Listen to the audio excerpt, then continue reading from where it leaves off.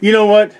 Imagine, imagine you being pulled over by the cops. Well, they raid your house without proper cause, and they seize your assets, like your jewelry, electronics, or money. Well, we got a case here of Dallas cops seizing over $100,000 without a crime. Dallas cops seized $100K from a woman without a charge to her. Let's get to it. Detectives, what they did is they seized more than $100,000 from a woman's suitcase at the Dallas Love Field Airport. Wow. However, Dallas police, they didn't charge the woman. Still haven't charged her, but they took her cash. So here's the background on this. The detectives say that they smelled a drug odor before they searched the woman's luggage without her permission, but did not arrest her and haven't charged her with a crime. That's crazy, you know. They need a reasonable doubt. I think it's articulate suspicion, but what they really need is a reasonable doubt to search your belongings, your assets, like your suitcase, your luggage, your backpack. And the worst and the best, you can tell them, well, get a search warrant because you have no right to go through my property. That is a violation of the Fourth Amendment. Police K-9 alerted the two detectives with the Dallas Police Department to a black check suitcase secured by a lock.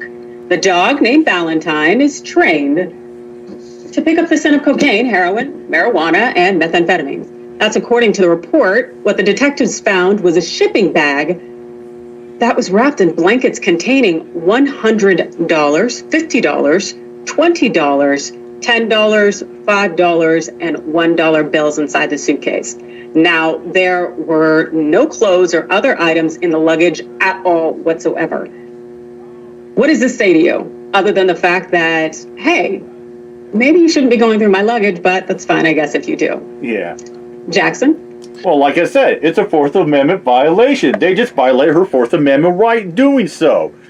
They need articulated, they need a reasonable doubt, and they need to tell you why I need to go through your suitcase. And you can say, well, you're not going through my property until you get a search warrant. And they have to abide by that. And since when is it against the law to carry cash like that? Maybe she won money from a casino, from a lottery, a sweepstakes. Sometimes you people go on small game shows and win like thousands of dollars.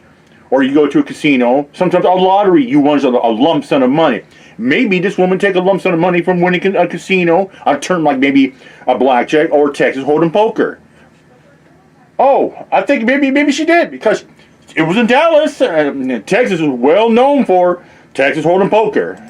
Well, I think that, civil asset forfeiture is one of the things that obviously legally gives law enforcement the right to have authoritative power. And actually, I was reading that 80% of people who have their assets seized don't get charged with crimes. And since the year 2000, $68 billion in assets have been seized from people.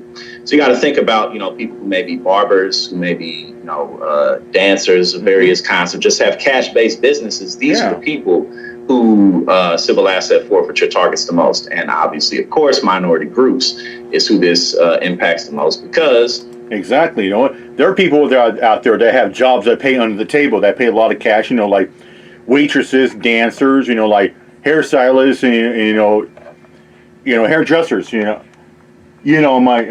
my friend's fiance, she's a hairdresser and a stylist, and she gets a lot of tips and a lot of money. They give her like $20, like women that give $50 for like doing like weaves and perms and manicures and nail jobs as well. And sometimes, people win like, prizes, when they go to a casino or like a lottery as well as too. I remember I worked this job for a little while. It was a couple years warehouse before I started getting, into a union, to a company like that. But I worked, a little bit on the table with my friends, my friend's boss, lived 4 blocks with me, and he paid on the table. And a lot of times when I get paid, I carry a lot of cash on me. I mean, I would literally have hundreds, if not $1,000 in my pocket. And he told me before, he said, dude, I'd be careful carrying that stuff around me because sometimes cops would know they'll just take your stuff and, make it out like you're a drug dealer and seize your money and just run away with it. More so than not, when you're in a higher elevated status, you're not really dealing with cash as much. So You know, the fact that they took $100,000 from this woman and didn't charge her, didn't look into where it actually came from. Yeah. She may not be able to get it back ever, because this is what happens. And, you know, this money, $68 billion since 2000. What are they doing with this? Selling it, keeping it? Maybe those assets, maybe that money could actually be sent towards community projects or social helping the homeless. But of course, they're not taking the money for, you know, to enhance society in any type of way. They're taking the money and the assets because it gives them money and assets. Yeah. So I think that's actually gratification in their pocket. Push. I mean, if y'all gonna take all this money from people, you might as well reinvest it into the community or something. No, yeah, you definitely think that's the case. But, you know, you're right, as you bring up with civil asset forfeiture, you know, having these laws where the police can seize, they can keep your property, end up selling it or whatnot, as long as they think it's involved in a crime. And, you know, the person ends up having to go to court in order to fight to get it back. Yeah. And when it comes to TSA or Dallas police, the thought is that if you have a substantial amount of cash on you, it's kind of this automatic presumption that it is suspicious in some way.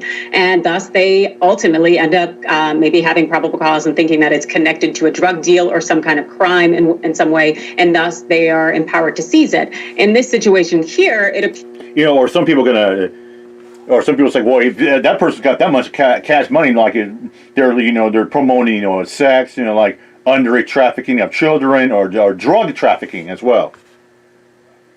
appears that the woman explained, hey, I've got all these dollars because I am a dancer. That's right. Okay. She claims that she's a dancer. She also happens to work in real estate, and she obtained the cash through the... Yeah, you know, and that's the thing, too. You know, like, there are people that deal with a lot of cash. You know, they're like dancers, you know, waitresses. Sometimes, you know, get a lot, you know, good tips. You know, like hairstylists, and professional salons like that. They get some good amount of cash because they get tips. Sale of a house. Now, according to the Atlanta Black Star, the Dallas PD celebrated the seizure on social media. A post to the department's Facebook page showed Ballantyne posing behind the cash. We need to get him some treats. What? K9 Officer Ballantyne does it again. On 12/2/21, the Love Field Interdiction Squad seized over $100,000 with the help of Ballantyne. Good job, Ballantyne, the caption read. Oh my God. That's like the old adjutant say, hey, good one. Another one for the good guys. Yeah, fuck. That's what the cops say, yep. And so, oh yeah, down goes the bad guys. Yep, another score, win for the good guys. Absolute astonishing. Blasphemous. Look at the picture of Ballantyne. If you can imagine. Check this out. Ballantyne's a good boy. Oh yeah, good dog, good boy, yes. Score one for the good guys. Yep, that's what they're saying. Taking people's money without having good reason. Right, he's just making his handlers happy. That's all he's doing. Yeah, and again, that when I read that 80% of people who have had assets taken, but the fact is, oh yeah, good one, Bill. That's significant. Good one for the good guys. That's like rubbing you in. That's like, I mean, that's just that like is. pouring salt into the wound. Unless it's done on purpose. And again, what is the whole purpose of it? Because now we have more money. Now we have more assets that we don't have to be responsible for. You know, so it's arbitrary power that really doesn't benefit the community in any way whatsoever. I really can't think of any benefits of this other than, and two, this is drugs, so just take it. There's no real protocol into proving that it's drug money. You can just say that it is. So, and also you end up putting people in a situation where it's like some people cannot necessarily use banks, or maybe they don't feel comfortable using banks, and so some people like to operate in cash. But it essentially ends up punishing those people. And as you mentioned, that report, that study that was found that up to 80% of the people whose assets are seized aren't ever charged, and it predominantly hits Black and brown people. It just tells you that something shady's going on, and it's definitely ingrained in the system. It was crazy. You know, like I understand why people don't like dealing with banks. You know, I'm one of those people that hate dealing with banks. I mean, I'd rather deal with cash money because it's much easier. It's currency in my pocket. Because when you deal with a credit card or debit card, you're dealing with the interest rate. Banks, you know, they charge you with interest rate. It's much easier when cash money. But sometimes, you know, if you get a couple $100 in your pocket, you got some money, some greenbacks, and you know, you got some dead presidents in your pocket like that. cops can look at it. They'll find anything to pull you over. They're like, oh, what's all this? Yeah, well, thank you. Score one for the good guys, and all of a sudden your money's just like, whoosh, vanished like that. I mean, you bust your butt up, and it's not you worked all day, you get some tip like that, and guess what? Your paycheck is gone. And the cops are just soaking it up and milking it up, and they're just laughing up. They're probably getting themselves some, probably booze, lap dances, and all kinds of stuff like that. Anyways, I'm out here. My job. Peace out.